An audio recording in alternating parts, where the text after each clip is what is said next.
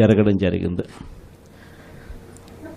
ఎంపీపీల పరిస్థితి చూసినా అదే మాదిరిగానే కనిపిస్తాం, ఎంపీటీసీల పరిస్థితులు చూసినా అదే మాదిరిగా కనిపిస్తాం. దేవుడు దయతో గొప్ప విజయాన్ని కూడా మనం చెవి చూసాం. ఈరోజు ఎక్కడ చూసినా కూడా ఈరోజు రెడ్ బుక్ రాజ్యాంగం జరుగుతూ ఉంది. ఎక్కడ చూసినా కూడా ప్రజలకు మంచి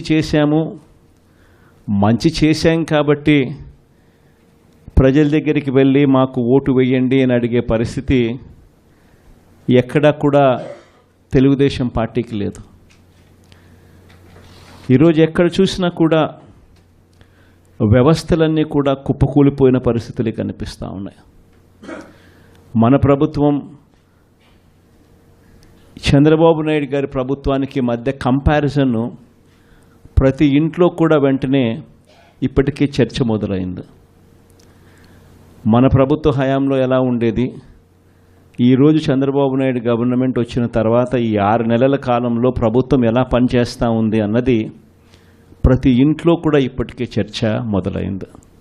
మనమేమో కుటుంబం మొత్తానికి ఒకటిగా చేసి మంచి చేసినాము, మన నోట్లో నుంచి అబద్ధాలు రావడం లేదు, మనం చేయగలిగింది మాత్రమే చెబుతూ ఉన్నాము, మన నోట్లో నుంచి అబద్ధాలు రావడం లేదు. కానీ వాళ్ళేమో ప్రతి ఇంటికి పోయి ఎవడు కనపడినా సరే ఇంట్లో ఇంత పిల్లోడు కనపడితే చాలు ఆ నుంచి స్టార్ట్ అవుతుంది.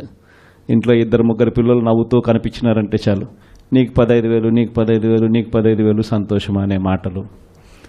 ఇంట్లో కాస్త తల్లులు కనిపిస్తే, అమ్మలు కనిపిస్తే నీకు 18,000, నీకు 18,000, నీకు 18,000 సంతోషం అనే మాటలు కనిపించేటివి. కాస్త పెద్ద వయసులో ఉన్న ఆ ఇంట్లో ఉన్న ఆ తల్లుల అమ్మలు కానీ ఆ తల్లుల అత్తలు కానీ కనిపిస్తే, 50 ఏళ్ళు దాటిన ఆ అమ్మలు కనిపిస్తే వాళ్లకు నీకు 48,000, నీకు 48,000, నీకు 45,000 అని చెప్పేవాళ్ళు. ఆ ఇంట్లో నుంచి ఉద్యోగం ఎత్తుకే వయసులో ఉన్న పిల్లోడు ఎవడన్నా కనిపిస్తే, ఒక 20 ఏళ్ళ పిల్లోడు ఎవడన్నా కనిపిస్తే నీకు 36,000, నీకు 36,000, నీకు 36,000 అని చెప్పి. ఆ ఇంట్లో నుంచి రైతు బయటకు వస్తే నీకు 20,000, నీకు 20,000, నీకు 20,000 అని చెప్పే పరిస్థితి. నిజంగా ప్రతి ఇంటికి వెళ్ళి ఈ మాదిరిగా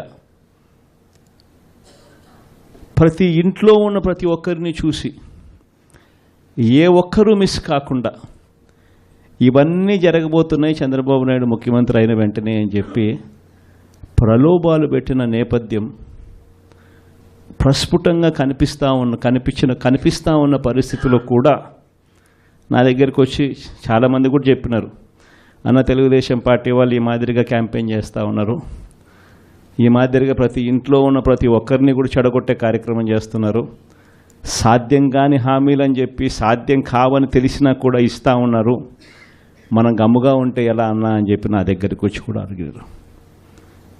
కానీ అబద్ధాలు ఆడడం మన చేత కాదు.